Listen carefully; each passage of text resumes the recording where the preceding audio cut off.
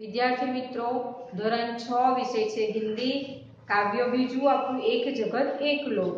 तमने एवुं थशे आ परिवार केम आया पण आपणे काव्य जोई लीधुं काव्यनी समजूती एनो अभ्यास स्वाध्याय जोई पण एनुं जे व्याकरण स्वरूपमां भाषा सत्ता आपी छे आपणने काव्यनी पाछळ पाना नंबर 11 पर ए बाकी छे એટલે આજે આપણે આ ભાગ 3 માં એ જોઈ લઈએ ભાષા સત્તા। જુઓ પાના નંબર 11 એક ચિત્ર આપેલું છે ને ચિત્ર એની નીચે વાક્ય છે। જો વાક્યોને આપણે પઢવાના એટલે કે વાંચવાના છે। જુઓ लक्ष्मी आज स्कूल क्यों नहीं आई शिक्षक ने पूछा। एनी अंदर कया आया આવી રીતના ડબલ છે આ ડબલ અવચિહ્ન છે પાછું એક અહુ છે અને છેલ્લા છે આ। તો આ બધા ચિહ્નો એ શું છે તો આ બધા ચિહ્નો એ શું કહેવાય વિરામ ચિહ્નો બરાબર। એટલે એવા વિરામ ચિહ્નો જે છે એના વિશે આપણે આજે સમજૂતી મેળવી લઈએ। तो पहलू जी वाक्य छे एनी अंदर आ बे छे बीजू वाक्य छे एनी अंदर अहू छे कि वाह गुड़िया तो बहुत अच्छी बनी है। त्रीजू छे किशन ने कहा हाँ बेटी। बन्नेनी अंदर अहू एक वाक्य अर्धुं आटલું પૂરું થાય ત્યાં છે અને બીજું વાક્યમાં અહીંયા છે। तो ए ત્રીજું છે क्यों वहां कोई तकलीफ है प्रश्न એટલે એની અંદર પાછું અહુ છે ને આમ છે। आ वाक्योनी अंदर आ जेटला भी चिन्हो छे ए बधा चिन्होने शुं कहेवाय विराम चिन्हो बराबर। विराम चिन्होनी आपणे पहेला व्याख्या मेळवी लईए कि एनो अर्थ जोई लईए कि किसी भी भाषा को बोलते पढ़ते और लिखते समय अर्थ को स्पष्ट करने के लिए वाक्यों के बीच जेवी रीतना वच्चे आवे छे अल्पविराम तो ये वाक्यों के बीच या अंत में जे रीतना अंतमां अपूर्ण विराम कहवाय तो अंत में थोड़ा रुकना पड़ता है। इस रुकावट का संदेश देता संकेत देने वाली लिपि चिन्हों को विराम चिन्ह कहते हैं। आज अपन व्याख्या छे विराम चिन्हनी ए तमारे 2 વાર લખી નાખવાની અને યાદ પણ કરી લેવાની। ત્યાર પછી પહેલું વિરામ ચિહ્ન કયું તો પૂર્ણ વિરામ। पूर्ण विराम ने आपणे वाक्य लखीए એટલે પાછળ આવું લીટી જેવું કરીએ એને ફૂલ સ્ટોપ ઇંગ્લિશમાં ફૂલ સ્ટોપ भी કહેવાય અને પૂર્ણ વિરામ કહેવાય। ગુજરાતીમાં પણ પૂર્ણ વિરામ કહીએ છીએ બરાબર।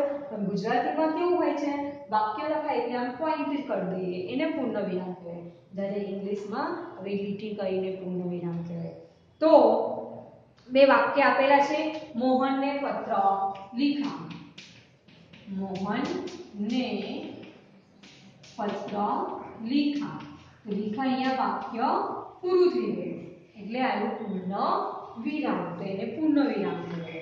પૂર્ણ વિરામ ત્યાર પછી આવશે અલ્પ વિરામ। તો અલ્પ વિરામ શું છે અલ્પ વિરામને ઇંગ્લિશમાં કોમા કહેવાય। तो अल्प विराम प्रयोग वाक्य में थोड़ा रुकने का संकेत देने के लिए होता है। अल्प विराम નો ઉપયોગ શું થાય તો વાક્યને થોડું રૂકવું હોય કે અમીના ને પછી રૂકવાનું થોડા પાણી દિયા તો એવી રીતના આપણે વાક્ય બનાવી શકીએ। આની અંદર 2 વાક્ય આપ્યા છે રામ सीता और मोहन घर गए। राम પછી सीता राम सीता और मोहन भी लखी सको लक्ष्मण भी लखी सको। मोहन घर गए बराबर। अहींया आवी पाछું પૂર્ણ વિરામ પણ અહીંયા જે આવ્યું એને શું કહેવાય અલ્પ વિરામ। શું કહેવાય અલ્પ વિરામ। તો વાક્યની અંદર થોડું રૂકવા માટે આ વિરામ ચિહ્નનો ઉપયોગ થાય છે। બીજું જો બીજું વાક્ય છે રોકો મત જાને દો। रोको मत तो मतनी आगळ अल्पविराम छे जाने दो ए રીતના એ વાક્યનું બીજું બી થાય रोको मत जाने दो। आ બે વાક્ય આપણે જોઈએ એવી રીતના બીજું વાક્ય છે रोको मत जाने दो। रोको मत અહીંયા આવ્યું અલ્પવિરામ એટલે રોકીશ નહીં એને જવા દે। બીજું આપણે એની અંદર આપણે એવું લખી શકીએ કે રોકોની અંદર અલ્પવિરામ મત જાને દો। શું આવશે મત જાણે દો એટલે કે રોકો એને રોક, જવા દઈશ નહીં, મત જાણે દો। તો આવા વાક્યનો અર્થ બી બદલાઈ જાય। આની અંદર શું છે રોકો મત એટલે રોકીશ નહીં એને જવા દે, આની અંદર એ અલ્પવિરામ કરવાથી શું થયું રોકી દે એને જવા દઈશ નહીં। બંને વાક્યનો અર્થ બદલાઈ જાય છે એટલે આવા અલ્પવિરામ આપણે જોઈને કરવો પડે, નહીં તો એનું વાક્ય આખું બદલાઈ જાય। ત્યાર પછી આવે છે પ્રશ્નવાચક ચિહ્ન। પૂર્ણવિરામ થઈ ગયું, અલ્પવિરામ થઈ ગયું, હવે આવે છે પ્રશ્નવાચક ચિહ્ન। પ્રશ્નવાચક એટલે કોઈને પ્રશ્ન પૂછવો હોય તો આવી રીતના આમ કરીને આમ પ્રશ્નાર્થ વાક્ય આપણે પ્રશ્નો પૂછીએ છીએ એકબીજાને, કાં તો આપણે કાવ્ય ચાલી ગયું પાઠ ચાલી ગયા પછી પ્રશ્નો પૂછીએ તો એ વખતે આ પ્રશ્નવાચક ચિહ્નનો ઉપયોગ કરીએ છીએ, જેને इंग्लिशમાં શું કહેવાય मार्क ऑफ इंट्रोगेशन। बराबर। किसी व्यक्ति से कोई जानकारी प्राप्त करने हेतु उपयोग में लिए जाने वाले वाक्य के अंत में प्रश्नवाचक चिन्ह लगाया जाता है। एक वाक्य છે આજે આપણું પ્રશ્નવાચક ચિહ્ન છે તો એનું એક વાક્ય છે क्या तुम विद्यालय गए थे। શું છે क्या तुम विद्यालय गए थे, गए थे ની પાછળ શું આવી ગયું પ્રશ્નાર્થ ચિહ્ન। એવી રીતના બીજું વાક્ય છે तुम क्या करते हो। કયું વાક્ય છે तुम क्या करते हो, એવું પણ લખી શકીએ કાં તો એવું પણ બોલી શકીએ કે तुमने आज क्या खाया, तुमने आज क्या खाया, ऐसे भी हम बना सकते हैं। એવી રીતના બીજું છે વિસ્મયાદી બોધક ચિહ્ન। ત્યાર પછી ત્રીજો વાક્ય કયું છે વિસ્મયાદી બોધક ચિહ્ન। એને પણ શું કહેવાય માર્ક ઓફ એક્સક્લેમેશન। ઇંગ્લિશમાં એને એવું કહેવાય માર્ક ઓફ એક્સક્લેમેશન। હવે શેના માટે એનો ઉપયોગ થાય તો आश्चर्य, घृणा, सुख दुख आदि भावों को प्रकट करने के लिए इसका प्रयोग होता है। जैसे कया कया शब्दों आनी अंदर बोलाय जे विस्मयादी छे एनी अंदर कया कया शब्दों आवे तो अरे, बाप रे, वाह, शाबाश, आहा आवा शब्दों एनी अंदर आपणे वापरी શકીએ। તો આપણને એક વાક્ય આપેલું છે અહીંયા કયું વાહ, તો કયું આવ્યું આ विस्मयादी। बराबर। अरे आपने तो कमाल कर दिया, आपने तो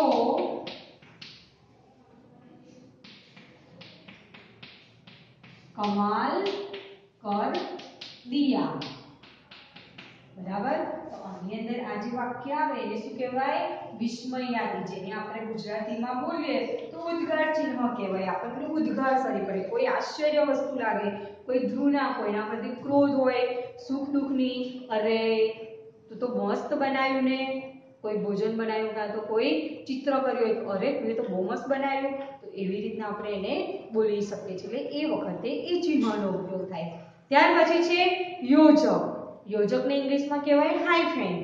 શું ઉપયોગમાં થાય છે तो योजक चिन्ह का प्रयोग सामासिक शब्दों को जोड़ने के लिए। सामासिक जे रीते આપણે અહીંયા જોડ્યું ભાષા સજ્જતા, અહીંયા જે વચ્ચે આ જે શબ્દ આવ્યો એને કયો કહેવાય યોજક શબ્દ એટલે કે હાઇફેન। બરાબર।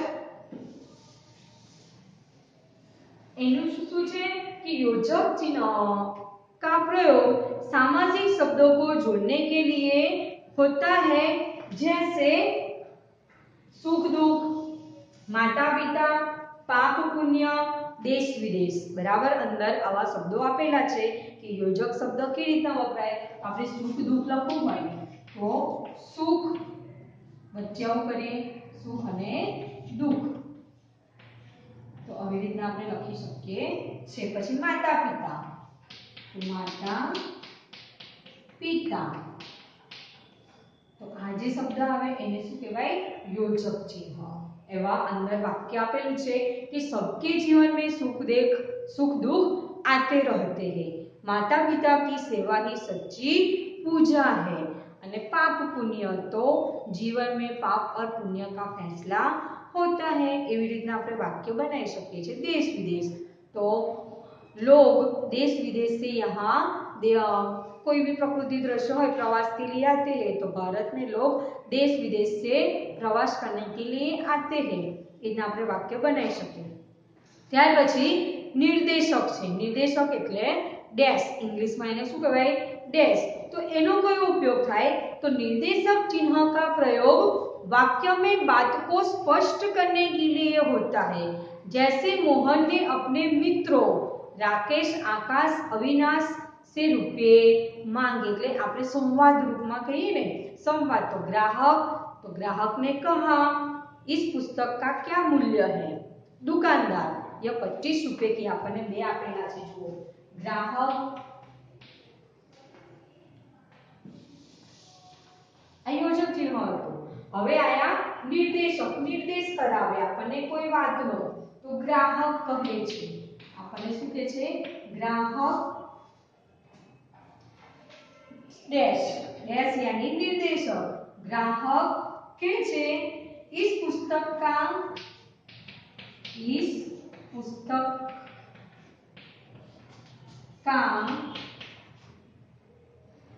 क्या मूल्य है? क्या मूल्य है? तो आजे आया एने कहेवाय निर्देशक। एवी रीतना ग्राहक एने पूछ्યું तो दुकानदार एने કહે છે, तो दुकानदार एने जवाब आपे છે।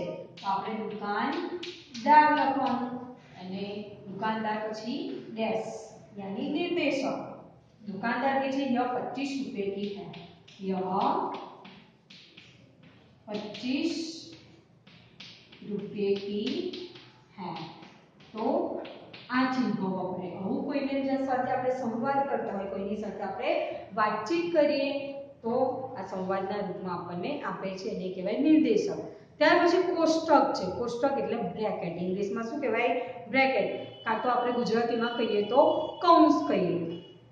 तो किसी शब्द के अर्थ को स्पष्ट करने के लिए कोष्टक का प्रयोग होता है।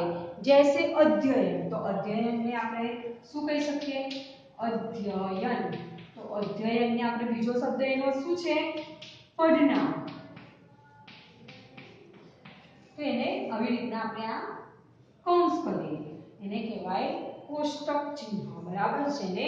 ઇંગ્લિશમાં બ્રેકેટ કહેવાય। પછી વિરુદ્ધાર્થી, तो विरुद्धार्थी આપણે આમ લખીએ, विरुद्धार्थी।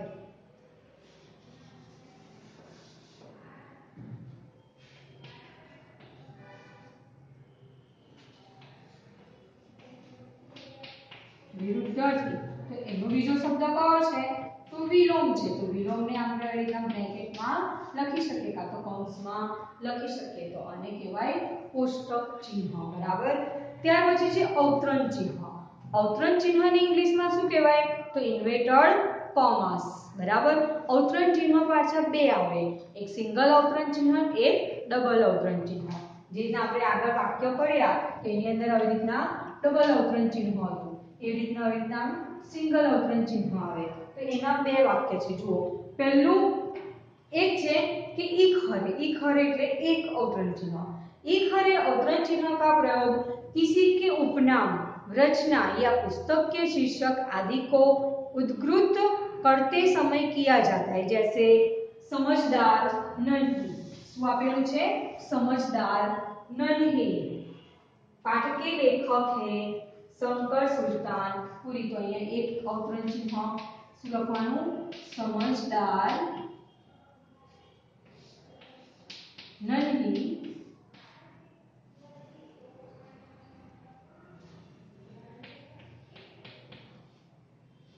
पाठ के लेखक हैं शंकर सुल्तानपुरी।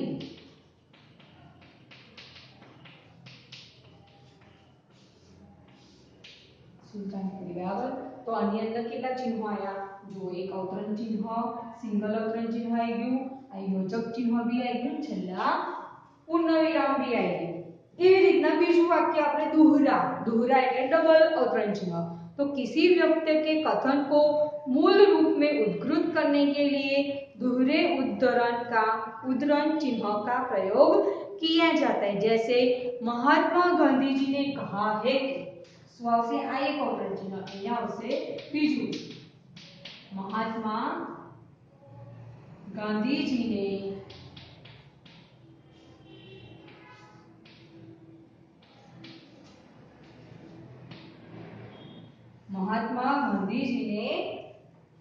कहा है कि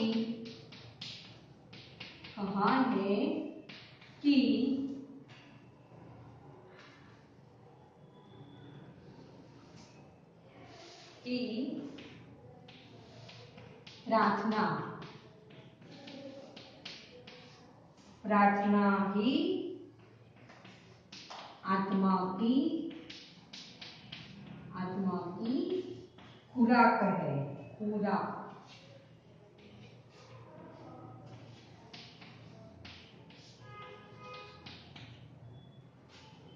तो पूर्ण विराम કરીને આવી રીતના ડબલ અવતરણ ચિહ્ન જોડો। અહીંયા ઈખ હરે ચિહ્ન અને यहाँ ડબલ એટલે એને શું કહેવાય દુહરા અવતરણ ચિહ્ન બરાબર। એટલે બે વાક્ય આપણે અહીંયા જોઈ લીધા। વિરામ ચિહ્નની અંદર જે છેલ્લું છે અવતરણ ચિહ્ન એની અંદર ઈખ હરા અને દુહરા આવી રીતના બે વાક્ય આવે છે। ત્યાર પછી આપણે અહીંયા આપણી જાતે કરવાના છે कि वाक्यों में उचित विराम चिन्ह लगाइए।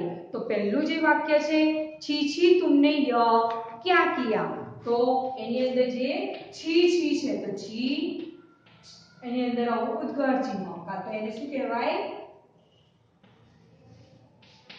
छी छी वाला ने विस्मयादि योजक चिन्ह। तो छी छी અને છેલ્લું જે વાક્ય કિયા છે તો કિયાની પાછળ પણ આવી રીતના આપણે આ વિસ્મયાદि ચિહ્નનો ઉપયોગ કરીએ। પછી બીજું વાક્ય છે વૈશાલી ને મયંક से कहा घर चलो। तो એ આખું વાક્ય આપણે જોયું અંદર લખેલું છે તો ક્યાં આગળ વિરામ ચિહ્ન આવશે તો વૈશાલી ને મયંક से कहा છે તો કહાની પાછળ આવશે આવું અલ્પવિરામ અને घर चलो तो घर चलो અને એને શું કરવાનું ડબલ અવતરણ ચિહ્ન બરાબર। तो એ વાક્ય બીજા વાક્યમાં। ત્રીજું વાહ મજા આ ગયા તો વાહની પાછળ વિસ્મયાદि चिन्ह विस्मयादि એટલે કે ઉદ્ગાર ચિહ્ન મજા આ ગયા તો આ ગયા પાછળ છે તો ગાની પાછળ પણ ઉદ્ગાર ચિહ્ન। છેલ્લું વાક્ય છે અરે તું નહીં ગયે તો અરે આ બે શબ્દો હતા અરે વાહ શાબાશ આહા એ બધા કયા કહેવાય વિસ્મયાદि શબ્દ। તો આવી રીતના અહીંયા અરે તું નહીં ગયે છેલ્લા આવશે પૂર્ણ વિરામ। તો આવી રીતના આપણે જેટલા બી વિરામ ચિહ્નો છે બધા વિરામ ચિહ્નો વિશે જોઈ લીધું। તમે આ બધું જ તમારે યાદ રાખવાનું છે અલ્પવિરામ પૂર્ણ વિરામ પ્રશ્નવાચક ચિહ્ન વિસ્મયાદि બોધક ચિહ્ન યોજક ચિહ્ન નિર્દેશક કોષ્ટક ને અવતરણ જેટલા બી ચિહ્નો છે આપણે તમારી ચોપડીમાં આપેલા જ છે તે બધા તમારે યાદ બી રાખવાના અને નોટમાં લખવાના પણ છે। તો આપણે અહીંયા આ પાઠ પૂરો કરીએ છીએ અને આ ભાગ પણ અહીંયા પૂરો થાય છે।